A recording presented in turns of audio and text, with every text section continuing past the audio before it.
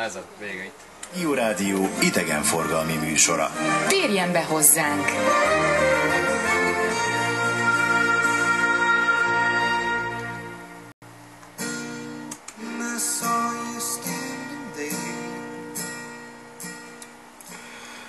Kedves hallgatóink, ezzel a Régió Rádió Miskolc befejezte adását. Holnaptól az 1116 kHz-es középhullámú, valamint a 102,3 MHz-es FM frekvencián a klasszikus magyar nótákat és operett slágereket sugárzó Dankó rádió műsora szól.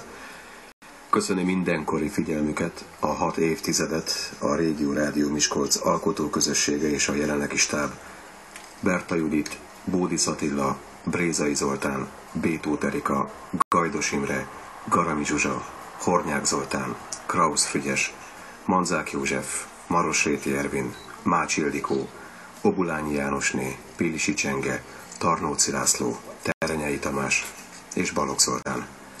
Szép napot és kellemes ünnepeket mindannyiuknak!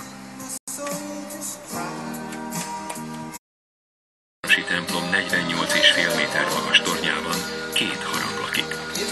A délidőben megszólaló 3 más 60 kilós harangot Magyarország aranykoszorús mestere, Klezák László öntötte 1936-ban Budapesten.